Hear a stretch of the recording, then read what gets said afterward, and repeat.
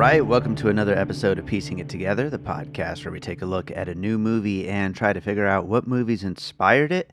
But today on the show, we are doing one of our special Missing Pieces episodes. We haven't done one of these in a while. What we do is we take a movie. You see, we started this podcast in 2018, and so we take a movie from the roughly recent-ish years of 2000 to 2017, something that is in that perfect zone where you can talk about movies that might have inspired it and movies that have come since that it itself inspired.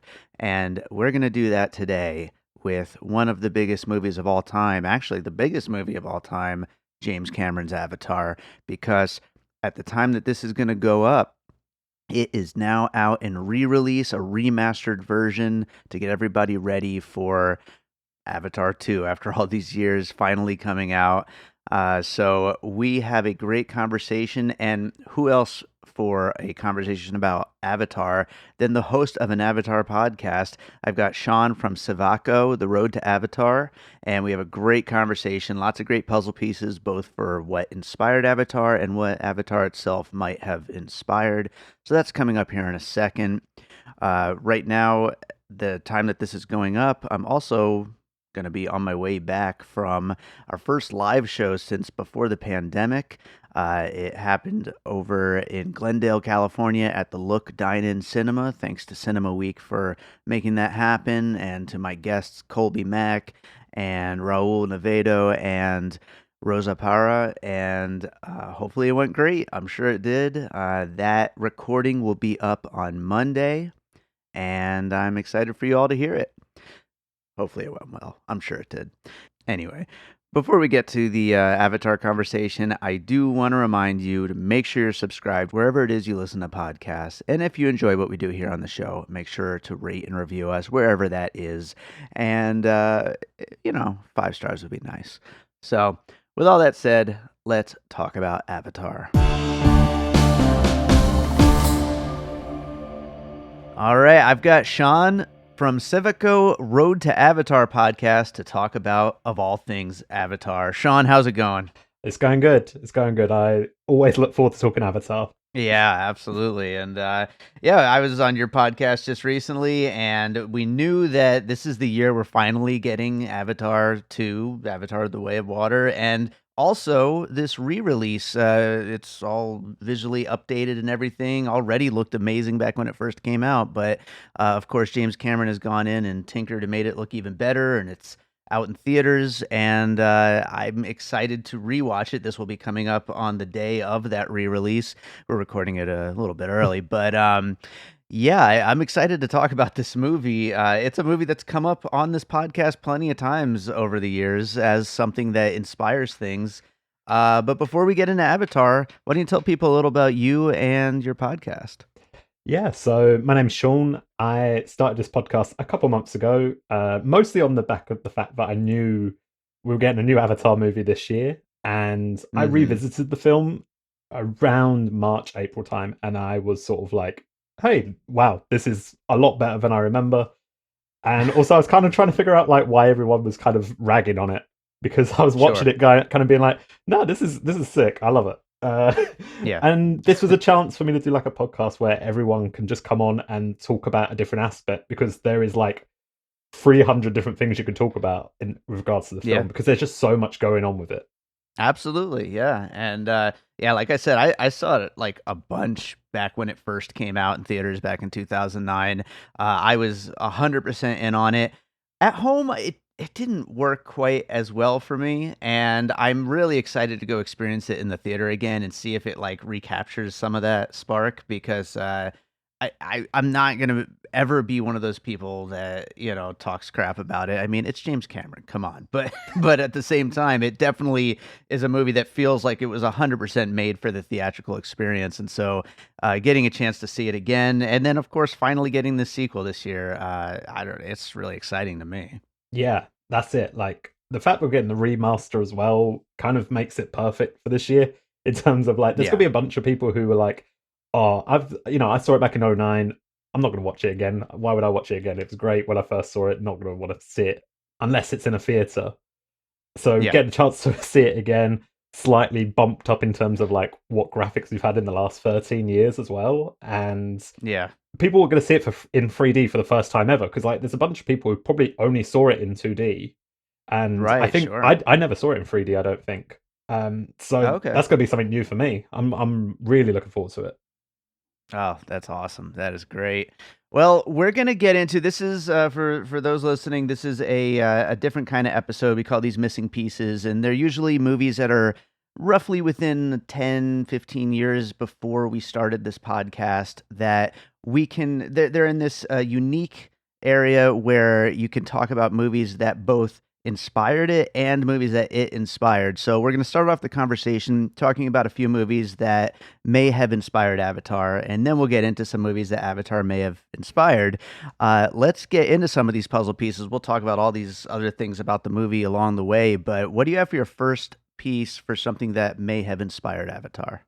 Okay, I'm gonna get like one of the ones that always gets brought up, and I'm gonna do it because everyone's gonna just immediately like comments and everything. It's just gonna be about it. Hmm. Let's talk about Pocahontas, because literally Yeah. everyone it's one of the three that always gets mentioned, and I'm sure we'll bring up the other two. Mm. But Pocahontas is the one that always sort of stands out to me because yeah, it's that story, the sort of going native trope of Yeah. a guy falls in love with someone native from that world, happens to be the chief's daughter, and then fights against the people who brought him here. And yeah, look, that's is the story of Avatar. Look, I'm not going to deny it. And I think Cameron's also been quite clear that yeah, that is probably one of the inspirations. Like, I don't think he's very shy about admitting that he's taken a lot of inspirations. Absolutely. Yeah, and it's funny, I have a few extras on my list just in case, because usually we have overlap, but because we're only doing like 4 each, I figured I would have a couple extras. Pocahontas is on my list, mainly because, like, of all of the, "Oh, Avatar is just snarkily insert movie here in space," I that's the one that I feel like you kind of can't get away without bringing up in a conversation like this. It really definitely it fits in every possible way. So yeah, it has to be here. And I again, like, that's part of the thing about this podcast is, like, I don't consider that a bad thing. I mean, like, there are places where these movies and these stories get inspired from, and Pocahontas is a classic story, and it fits, and it works in this unique and different way here in Avatar, with bringing it into, I mean, way past the 21st century Yeah. with everything that they were able to accomplish with these effects and everything like that. So yeah, I mean, it's a completely different take on that story, but you can clearly see the parallels. So I think that's a great one to kick it off with. I'm gonna go with one that obviously James Cameron is a part of the overall series, but I'm gonna go with the first Alien, the 1979 original Alien film from Ridley Scott. Cameron, of course, coming on board for the sequel with Aliens, wanting to maybe go back and create his own alien mythology and his own storyline with his own version of an extraterrestrial world and the species that make up that world, and build something from the ground up that is, full on sci-fi, full on creatures and alien worlds and alien technologies and all the things that go along with the Alien series, all the things that go along with the now Avatar series. The Alien movie is just such a perfect thriller suspense film. Avatar obviously goes more in the action oriented kind of genre, exactly what he did with his sequel to Alien, of course. But still, I think mainly focusing in on wanting to create an entire world. That's where I would compare it to Ridley Scott's Alien first and foremost. I think that's a great shout, because you think of the alien designs outside of the Na'vi. There's like all the sort of like animal creatures, and they're Yeah. they're so like clearly well defined in terms of like he wanted them to have a very specific look that is of this world, and they've kind of got that theme going throughout, regardless of which creature it is as well. Like they're, I think, by the end of the 5 films we're going to end up, these creatures will be like very iconic to that series in terms of, it was from Avatar if you looked at it. Absolutely, yeah, and I remember actually back in 2009 when I was like so excited to go see this opening night, like the animals were like a big part of why I was excited. I was like, I can't wait to see these freaking weird alien creatures that he came up with. That's like the thing that I was like looking forward to the most. So yeah, all that stuff is awesome and super inventive, and that's part of what I'm excited about the sequel later this year. So yeah, totally. What do you have for your next piece? So this is one I actually had a podcast episode on this recently. It's Hmm. worth listening to. I had Matt Packer come on, and he basically gave me a full-on essay about why the Emerald Forest is like the biggest inspiration for Oh, Avatar, and probably for the Way okay, of Water as well coming up. So that'll be for the future to look forward to. sure. And it's yeah, like it's this a character who was part of sort of like a capitalist machine. In this case, he was part of like a crew who would do a forest in Brazil. His son gets taken and is raised by the natives of the land and the forest, and it's that sort of conflict, like the clash in cultures that you see, and that's obviously Hmm. very like apparent within Avatar. There's even a scene where it's uh, very similar to sort of Jake Sully waking up, and there's like a bulldozer above his head about to crush him. There's sort of similar like elements to that, where there's scenes which are like mirror images to it. Yeah. I've actually never seen the Emerald Forest, but I feel like I need to. I just watched Zardoz last year Ooh. for the first time.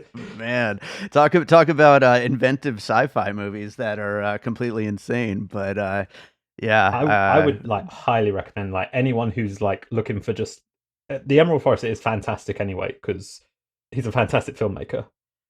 But yeah, this no, he totally that is. film is like unreal in terms of it feels so grounded, and there's so much care that feels like put into it as well. Hmm. And considering it's like from the 80s as well, and you know a lot of films didn't do quite as well at being like culturally sensitive, you would say at the time. This felt Yeah, reasonably so, you know, like it had actors sure. from there, and yeah, like showing a side of it which probably a lot of films didn't. Yeah, no, absolutely. Uh, I will go back to 1973 for my next puzzle piece. A movie I just saw for the first time this year, Fantastic Planet. An animated, trippy French film about a planet full of tall blue beings. And there's themes of connection to nature and letting someone in who isn't one of them, and then rebellion against the overlords and crazy visuals and creatures like we were just talking about. And most of all, just like an unbridled sense of imagination in like just every ounce of what gets put on that screen, and seeing a world that you just absolutely have never seen before. And that to me is like the essence of what Avatar is. And I'm sure James Cameron, with tall blue creatures, must have been at least somewhat inspired by this film. Yeah, that I haven't seen it, but that just sounds like. And to be fair, it wouldn't surprise me. He's like a lover of sci-fi. Why wouldn't he have found that Yeah, film at some point? absolutely, and definitely a recommendation. It's a wild one and absolutely insane. So Awesome. definitely people should check it out if they haven't seen it. But what do you have for your next one? Now this one's more like to do with like how Avatar got made, and that's the Lord of the Rings series, and specifically like Two Towers.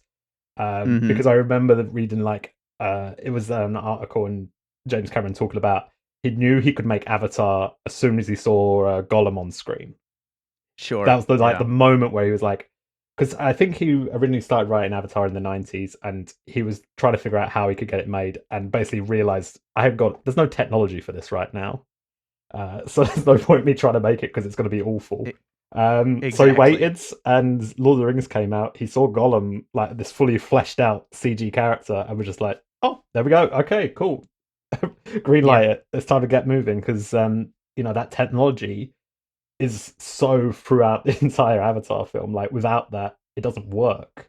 Absolutely. I completely agree. And towards the end of the conversation, I'm going to bring up a list of movies that Avatar has appeared as a puzzle piece on episodes for in the past. And Lord of the Rings is on one of those. So absolutely. And yeah, I remember that quote too. I remember when he first said that about how like as soon as he saw Gollum, he was like, "Oh, yep, it's time." Like, like I could finally make this thing that he'd probably been dreaming about since he was like a teenager in his Yeah, bedroom or something, I'll have to send you So, this thing I found, and weirdly enough, it come from the fact that he got sued for plagiarizing ideas.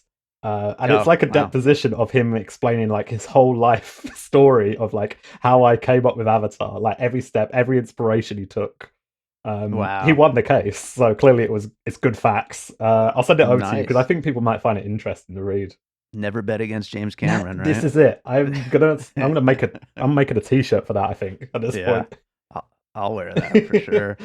My next couple of pieces are both going to focus mostly on the technology, so it fits right in with going right after Lord of the Rings. But the first one, Pirates of the Caribbean, starting off with 2003, Gore Verbinski and his team have created like some of the best visual effects that it's funny like if you're constantly online like we are and on the Twitter world like every like 6 or 10 months or something, people will just start pointing out, "Oh my God, look how amazing the Pirates of the Caribbean effects still are!" Like, and people will be posting clips, and it's like, yes, they do still look incredible. And to be able to create like a world that so seamlessly, meshes real life with those kinds of visual effects that are so out of this world. In that case, under the sea, like sea creature type stuff, but yeah, I mean, at a time when most visual effects still weren't that great,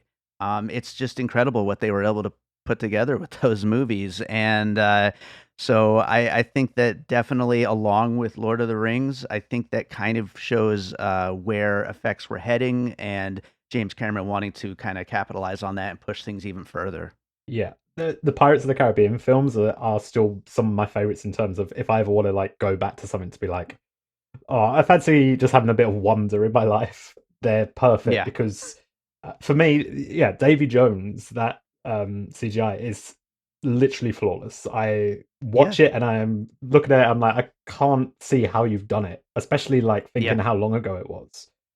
yeah, And yeah, it still stands up, and I can't see a point where it doesn't stand up. yeah. It's absolutely wild. And yeah, I always welcome when Twitter decides to bring it back up because I'm like, oh, I get to look at that again. That's Yeah, awesome. anytime, please. I think it's getting more frequent as well. It seems to be going from like it went every 6 months to about every 2 months now. So we're soon enough it'll be every other week. Nice. Yeah, I'm ready. I'm in. What do you got for your next piece?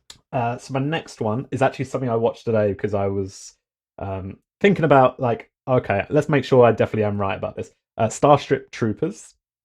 Oh, Um, nice. because it is so very obvious, like the connection for RDA to the army and Starship Troopers. It's like a mirror image entirely Yeah, because Stephen Lang's character from Avatar, Mars Quaritch, is basically just a character from Starship Troopers plopped in the wrong sure. movie because he is so like ruthless, barbaric. It's very odd to like sort of watch it and be like, yeah, that's exactly the same thing. And it's about like humans going to this planet and being like everything around us is trying to kill us. Mm-hmm. It, that's a great piece. I hadn't thought of that, and I haven't watched Starship Troopers in a while. I've been wanting to rewatch it. It's so damn good. And yeah, so somebody like one of these like leftist type podcasts was like bringing up just about how the military is just so portrayed so evilly in Avatar and just how hilarious it is, and like we're just rooting for these aliens to just like rip them out of Yeah. helicopters and throw them, and I love that about the movies. Like I'm on board. Let's go. Let's do it. And and that's part of the fun of Starship Troopers too. I mean, it's a great piece and a great reminder that I need to go rewatch that for sure sometime soon. My last puzzle piece for movies that may have inspired Avatar, a movie that was originally, I had thought of it to go on my inspired by, and then I realized, oh, wait, it was the year before. I could have swore it was after Avatar. The Wachowski Speed Racer from 2008. Ooh. Um, talk about over the top visuals and something that you have never seen before. Avatar, that's the number one thing about Avatar is that, yes, you could point to a story that's a little derivative of other things that have come before, but visually, you've never seen anything quite like it. But a year before, the Wachowskis had also done something visually that you have never seen anything quite like it. And quite frankly, they did a few years earlier with The Matrix as well. But Speed Racer, holy crap. Like, just some of the most insane CGI sequences and live action blended with CGI and just colors and visuals that are just popping off the screen in ways that just feel more lifelike than real life. Like, it's completely insane. And an incredible theatrical experience as well. Um, Speed Racer totally underrated, and I know it's got its cult nowadays, but back when it came out, everybody didn't like it Mm. for some reason. It's completely amazing. It's sort of weird to think because I don't think we've actually seen anything sort of match that manic energy of Speed Racer No. ever since. Like maybe the closest is I think Robert Rodriguez tries it every so often. He tries to like match anything to that level. I Yeah, think his like is it we could be heroes or whatever it was on Netflix a few years back. Try to match that sort of like sure. craziness, but even that, yeah, like just visually, it's yeah, like there's nothing like it. Even Yeah, avatars absolutely. barely like it because I know like it's a Yeah, connection in terms of like how much visuals are involved, but they're so right. different, wildly different in style. Yeah, one's beautiful and the other one is just completely insane. And using visuals for two different desired effects, I guess. Yeah, So, definitely. yeah. So those are our puzzle pieces for movies that may have inspired Avatar. Let's move on to some things that Avatar inspired, which, quite frankly, we could be here all day. I feel like our list could just go on and on and on. But let's see what we got here. I've got four. You got four. What do you have for your first? So the first is gonna connect up to one I mentioned before, which is I think the second and third of the Planet of the Apes, Andy Serkis's Planet of the Apes ones. Oh, sure. I think they are sort of like because of what Avatar was able to achieve in terms of having those CG characters, but also have those CG characters be the lead. I think Mm-hmm. that sort of set the idea that Planet of the Apes could work in that sort of sense of having Caesar be the lead, have Andy Serkis full mocap, almost have a movie with like one human character for the entire time with the third Yeah. one, and yeah, it kind of proved that it can work. And again, I think that trilogy is absolutely fantastic. Really sort of Oh, under yeah. talked about nowadays, which is kind of crazy. Oh, Because yeah. It, I it, it remember is when War crazy. came out and people go mad for it. They were like, "This is the best blockbuster. This is how blockbuster cinema should be." And then like dead silence after that. Sadly, It really does feel that way. It's really strange because yeah, that movie was easily one of my favorite movies of the year it came out. I think 2018, 2019, somewhere yeah. around there. But yeah, absolutely incredible. And Andy Serkis is just the best when it comes to this stuff. I'm wondering when him and Cameron will do We something talked about together. this, That didn't we? We talked about it on my podcast, yeah, saying that that's he right. should take over if James Cameron ever retires.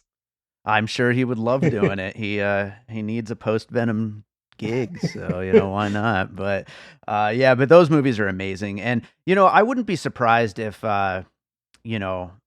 assuming Avatar 2 is good, if they pushed like Zoe Saldana or something for awards consideration, Mm, the way that everybody wanted Andy Serkis to be pushed. yeah, So absolutely. I will go with a not as successful as any of these movies we're talking about pick for my first one, but I feel like whenever I think of Avatar, it's the first thing I think of, and that's the Clash of the Titan movies that followed shortly thereafter with Sam Worthington. Hollywood still has not quite figured out what to do with him, it seems like, but they keep trying. And he was really good in that Under the Banner of Heaven TV series this year. But Clash of the Titans was like the first big thing they tried to do with him, a remake of the classic stop motion animated films. This time, of course, with very, you know, Pirates of the Caribbean Schneider. or Avatar, CGI, yeah.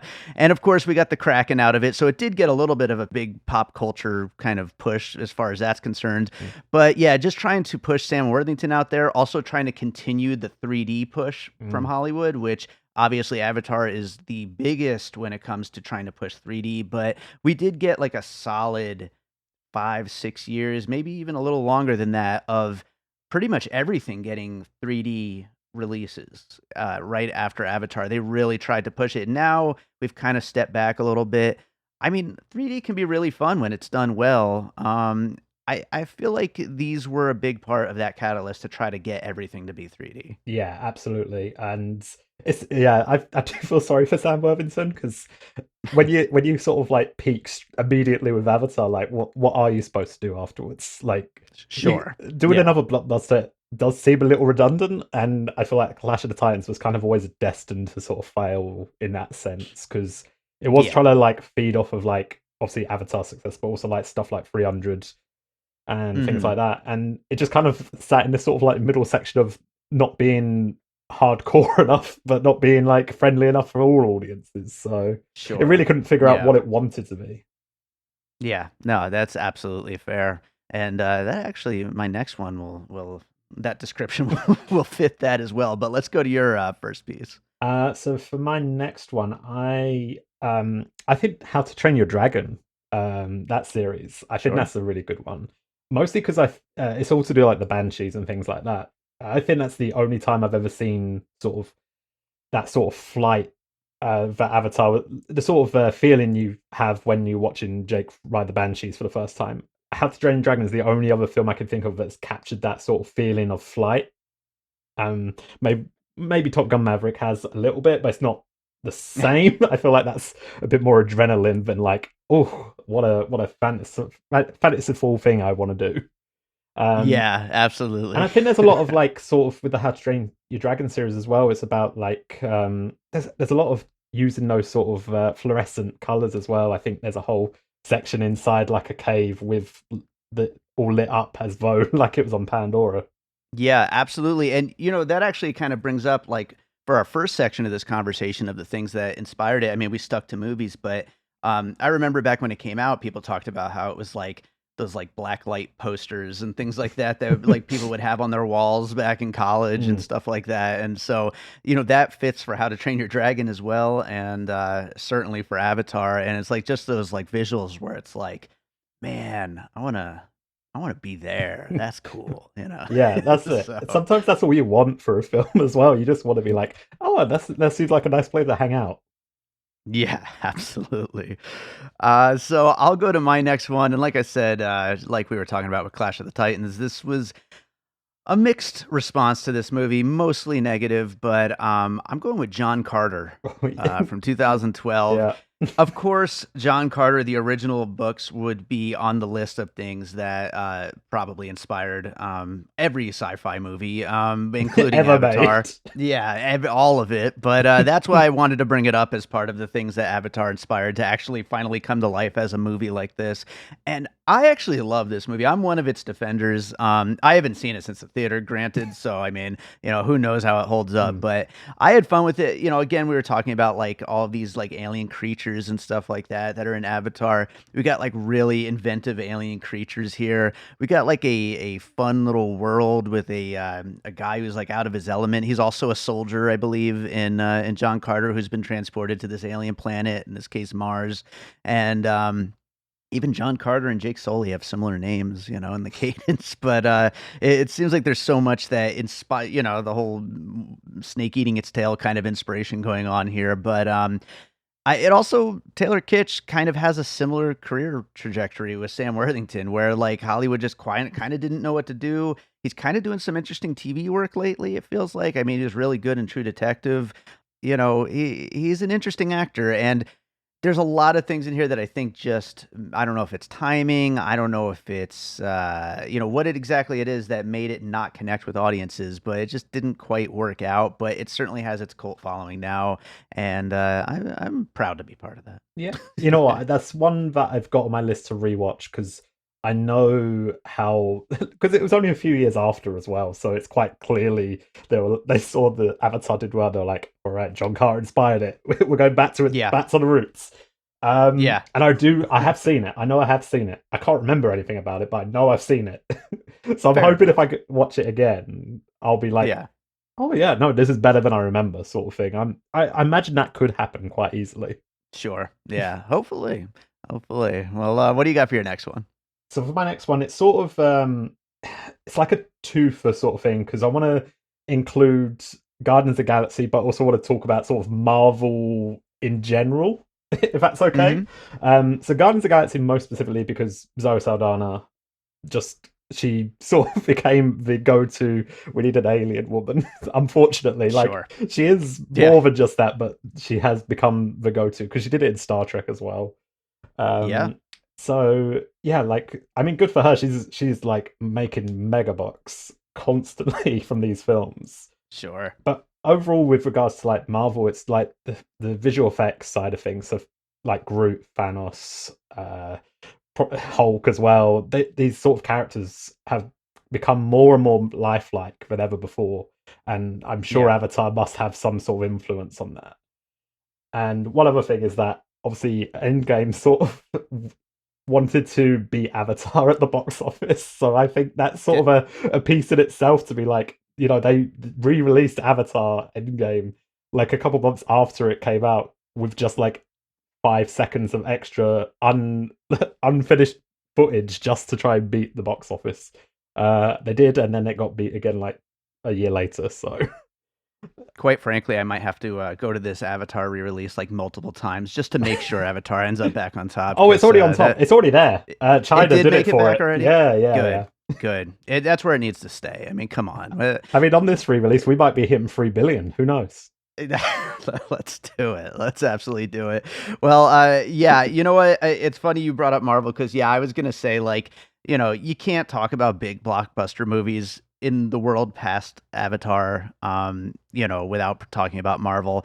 I was going to bring up Thor Ragnarok as my puzzle piece in the Marvel world. As far as like big over the top visuals go, what Taika Waititi did with Ragnarok is equally insane and over the top. I mean, I think, we talk about like things like Speed Racer and other movies that, really paint a picture of a world that you've never quite seen before on screen. I think Ragnarok does that. So I think combining Guardians of the Galaxy and Thor Ragnarok as two examples of, Marvel as the new cultural force when it comes to movies, for better or worse. And but like you said too, like with Thanos and these characters becoming more and more lifelike and more the visual effects are such a big part of the storytelling, and there's no real disconnecting them anymore. Avatar set that in motion 100%.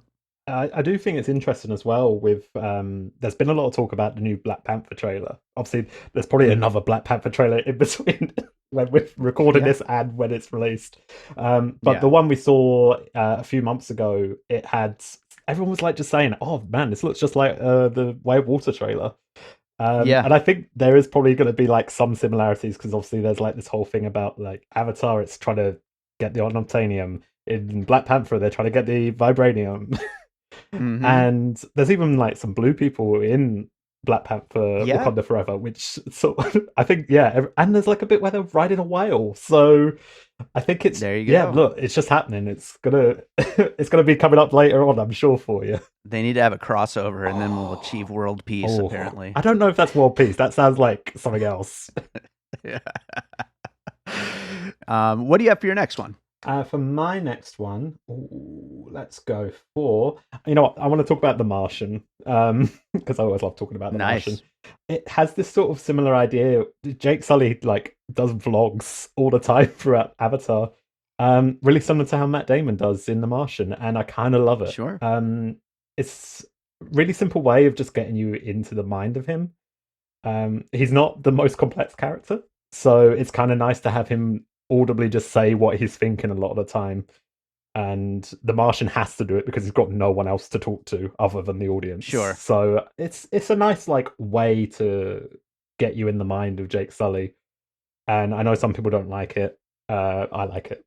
Yeah. Yeah. I guess we could have brought up Star Trek in the first part of our conversation there of things that Mm. inspired Avatar, as long as we're talking about Yeah, of voice course. vlogs. But yeah, yeah, absolutely. The Martian also, again, like it seems like the biggest legacy of Avatar is that like melding of visual effects as part of what the story is. Like, you can't separate them. You can't do the movie without the visual effects because it is an effects based movie. And The Martian, I feel like it's a movie that like kind of lives and breathes by looking and feeling perfectly real. Like you need to feel like Matt Damon is really stuck there and that it's like a real environment and everything about it is actually happening. And yeah, you can do sets and stuff like that, but I mean, in The Martian, it absolutely, everything about it feels real. And again, Ridley Scott, that's like kind of his thing. Like everything is just super visceral with a lot of his Mm. movies, so it makes sense that it would be taken to that extreme. Yeah, and I think Avatar is actually really good in that sense of all the technology that they show and use is very realistic still, even despite the fact it's meant to be like 100 odd years in the future. Yeah. Everything feels as though, yeah, it should probably exist by that point, and we understand. Like we look at it and we can visually be like, oh, okay, I understand that as a thing that I've seen in real life, and why it would still exist to that day. Yeah. Well, I'll go with my last one, and it's funny. Like, I mean, I like Thor Ragnarok, but somehow, like the pieces, and I like John Carter, but the pieces that I'm picking here, a lot of them are like kind of mixed reaction, like and I don't know why that ended up. I didn't like plan it that way, but I'm going with Valerian and the City of a Thousand Planets for my last piece. Luc Besson is no stranger to making big, over the top, visually crazy stuff before Avatar, but what the hell is happening in this one? Like, like let's Yeah. just take the technology and go as far as we could possibly go. Just fill every frame with as much as we possibly can. That seemed to be the idea with this movie. Um, Avatar proved that you can do it. Like you can actually like paint every single frame with new ideas and new elements and new like filling out this world with stuff you may never know what everything on that screen is. You would have to like read an encyclopedia, which I'm sure there is Avatar encyclopedias of all the plant life and all that stuff, which I believe he came up with like every single little Yeah. thing, but like you don't necessarily, I mean, maybe depending on who you ask, you need to know about it all, but you don't necessarily need to know all of those details. They're just all part of a big tapestry of what creates this world. And Valerian doesn't quite work as a movie, but like to just go to just say like I want to have pure total imagination and throw everything I can think of on that screen and just see what happens. Like it's a wild different way of filmmaking, and it's kind of exciting. And when it works, things again like Speed Racer I keep bringing up, but and Avatar itself, when it works, it's very exciting. Mm. And you know what? I was gonna outside of Valerian, I also think Jupiter Ascended. They're like a weird like double bill that would Yes. be possibly the worst sci-fi combination you can make. I don't know why you'd put them two together. No one's gonna go to that double bill. But Yeah. it's again, it's this sort of similar idea of like, we can do this crazy otherworldly stuff. Should we have? um, Maybe, maybe not. Sometimes too much is too much. Yeah. Yeah. So, speaking of Jupiter Ascending, Eddie Redmayne is so incredible in that movie. That's the reason to ever go back and rewatch it. I would say Stephen Lang just being such a huge over the top villain, like just so obvious Mm, villain. You could kind of draw some comparisons there as well. yeah, So I'm glad you brought up Jupiter Ascending. that's the So only time anyone has ever said those words. That someone is glad yes, they brought up Jupiter Ascending. absolutely. So I wrote down all of the times that Avatar has come up on piecing it together. I always tag the episodes with all of the puzzle pieces. This way I'm able to keep track of this stuff. And so I figured I would just run through them all and we can very briefly, any thoughts on any of them. Most recently was Mad God, Phil Tippett's insane stop motion animated over the top thing that happened this year. It's a crazy movie. Did you see Mad I God? haven't. No, I think it has been released in the UK, but I haven't had a chance to watch it yet. It's Okay. definitely on my list because I've read about it and it does genuinely sound mad. Yeah, it's wild.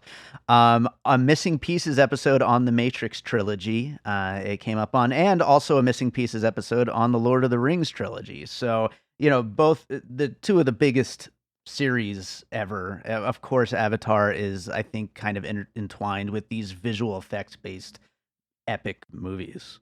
I think as well with like Matrix, it's kind of interesting in terms of the sort of outsider coming into a new world narrative as well. I suppose it's a little less obvious than the sort of Pocahontas sort of references, but Sure. Neo is doing the similar sort of journey, and there's the plugging in element of it as well. Yeah, absolutely.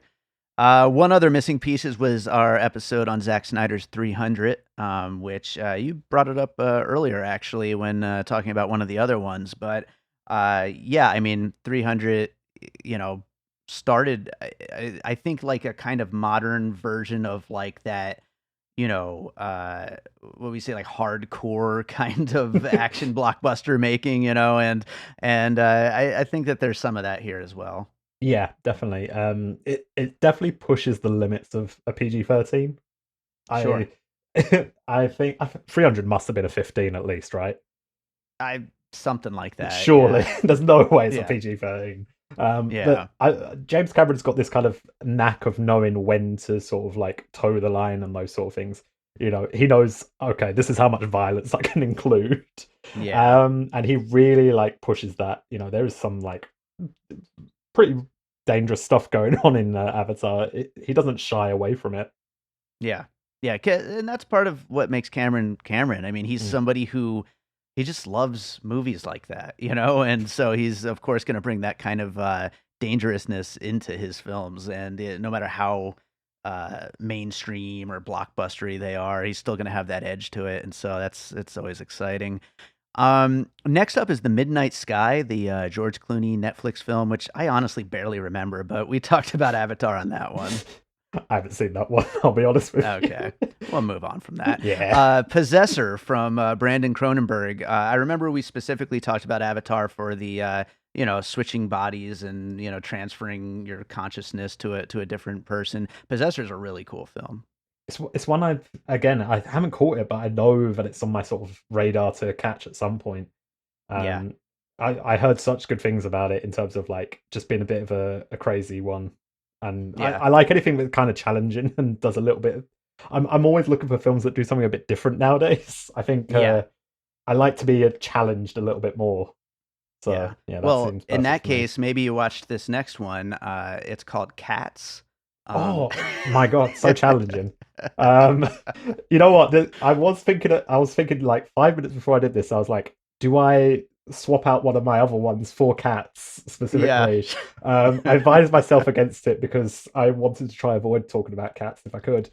This is like the dark side of the arts It for really mocap. For every Planet of the Apes you get a cats, and is. yeah, it's not good.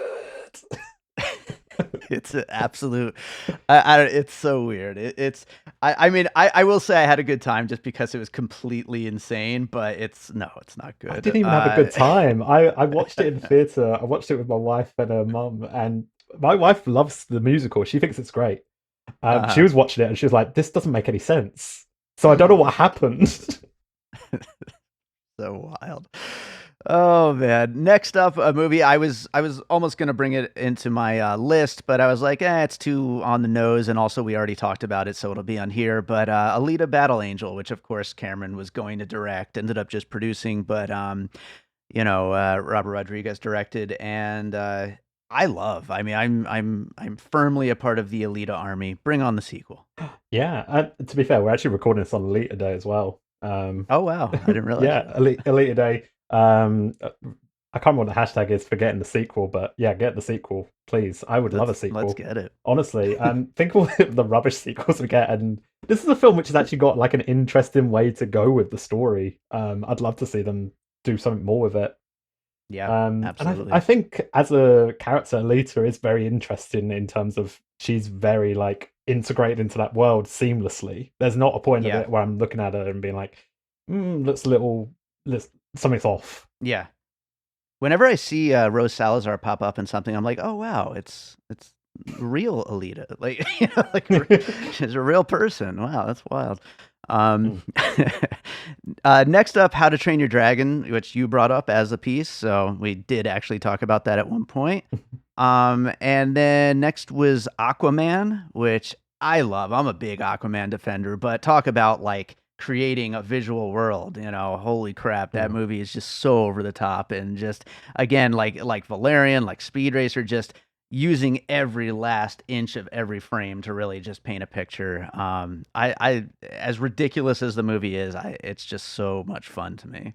Yeah, absolutely. And I do find it interesting that Aquaman, the sequel, was going to come out like the same week as Avatar 2, and they sort of pushed it back a whole year. And I get why they Yeah. did, because the audience like crossover is so much in that. Yes. It would have Absolutely. absolutely been a waste to have had Aquaman came out at the same time.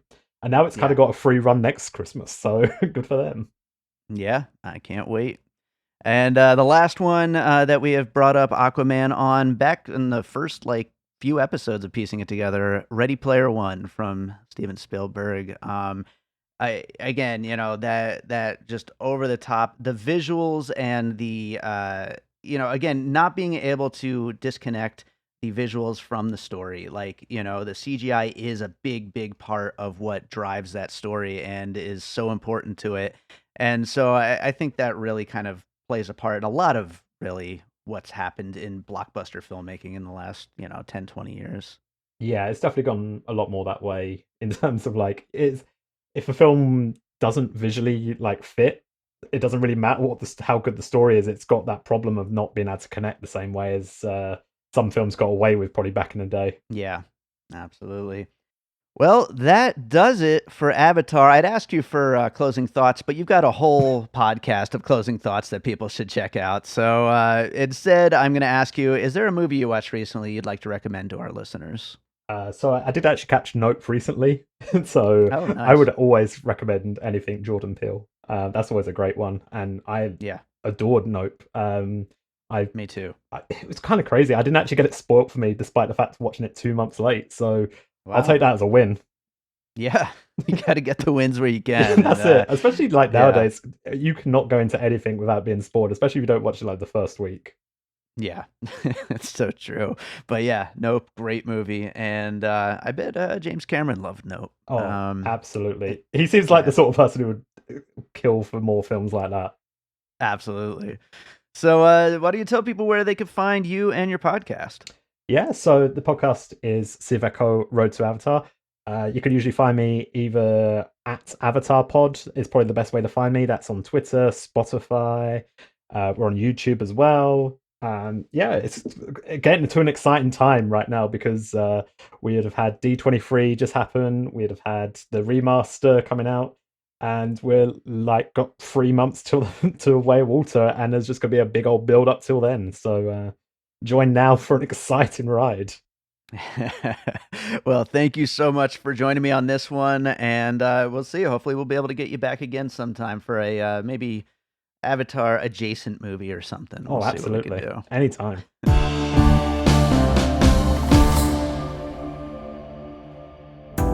I'm Josh Bell. And I'm Jason Harris, and we co-host a podcast called Awesome Movie Year. Each season, we take a look back at an awesome year for movies, which is every year. We deep dive into these specific years, and we pick out why they were such great years for films. We go over the biggest hits, the biggest flops, the best pictures, some personal picks, some cult classics.